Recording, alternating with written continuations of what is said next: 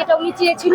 আমাদের নেতা জাগেরা পিন্টু ভাইয়ের যে নির্দেশনা, ইনশাল্লাহ আমরা তাকে মুক্ত করব। দেশটাকে কারাগার করে রাখছে। আমাদের যে স্বপ্নের বাংলাদেশের জন্য আমাদের ছাত্র জনতা যে জীবন দিয়েছে, সেই বাংলাদেশ আমরা দেখতে চাই। খুব আনন্দ লাগছে যে আমরা মুক্ত বাতাসে নিঃশ্বাস নিতে পারছি। এক সাগর রক্তের বিনিময়ে যে স্বাধীনতাটি পেয়েছি, সেই স্বাধীনতার সার্বভৌমত্ব রক্ষার জন্য আমরা সদাই সর্বপ্রস্তুত এবং স্বাধীনতার রক্ষার্থে আমরা সবসময় ঐক্যবদ্ধ এবং আমাদের এই স্বাধীনতাতে আর কোনো স্বৈরাচারী হানাদার কোনো নতুন জন্মর আবির্ভাব হোক, এটা আমরা কখনোই চাই না। আজকের অনুভূতি অসাধারণ।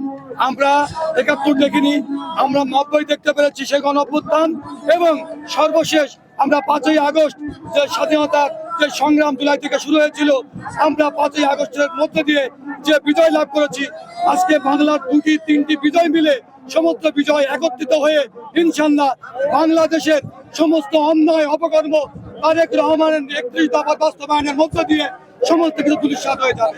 আমাদের নেতা জাগেরা পিন্টু ভাইয়ের যে নির্দেশনা, ইনশাল্লাহ আমরা তাকে মুক্ত করব। ইনশাল্লাহ বিএনপি, জামাত সহ সকল এবং বৈষম্য বিরোধী ছাত্রদের আন্দোলনের মধ্যে দিয়ে পালায়ন করছে। ১৬টি বছরে দেশের মানুষ দেশটাকে কারাগার করে রাখছে, যার কারণে দেশের মানুষ কারাগার থেকে মনে হয়েছে মুক্তি পেয়েছে দ্বিতীয় স্বাধীনতার মধ্য দিয়ে। তাই আমরা মনে করি এদেশের মানুষ মুক্ত বাতাসে নিঃশ্বাস নিতে পারছে। এতদিন তাদের নিঃশ্বাসটা বন্ধ ছিল। আমি মনে করি এই স্বৈরাচারের দোসর আর যেন বাংলাদেশে কোনোদিন না আসতে পারে। নিজেকে অত্যন্ত আনন্দ লাগছে, আজকে আমরা মুক্ত বাতাসে কথা বলতে পারছি। দেশ আজকে স্বৈরাচার মুক্ত। ১৬ বছর আমরা কথা বলতে পারি নাই। ১৬ বছর স্বাধীনতা ছিল না, ১৬ বছর কোনো ব্যক্তি স্বাধীনতা ছিল না।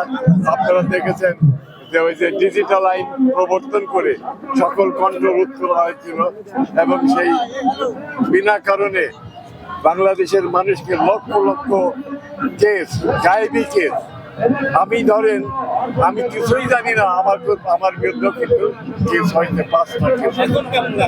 এখন মুক্ত বাতাসে মনে হচ্ছে, এবং খুব আনন্দ লাগছে যে আমরা মুক্ত বাতাসে নিঃশ্বাস নিতে পারছি। শহীদ জিয়ার মতো বাংলাদেশ চাই, যেটা উনি চেয়েছিল, সেরকম দেশই আমরা চাই। আমরা নতুনভাবে দেশটাকে করবো, যেটা প্রত্যেকটা বাঙালি চাও। আমাদের এলাকায় আমরা চাই আমাদের এলাকা যেভাবে আগে সুন্দর ছিল দীর্ঘ ১৮ বছর আগে, ঠিক সেভাবে যাতে আমরা সুন্দরভাবে করতে পারি, সবাই মিলেমিশে থাকতে পারি, সেটাই চাই।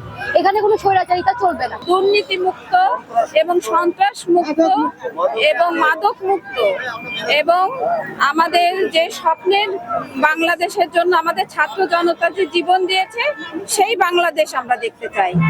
আমরা সাংস্কৃতিক দল, আমরা সব সময় সবার পাশে থাকবো।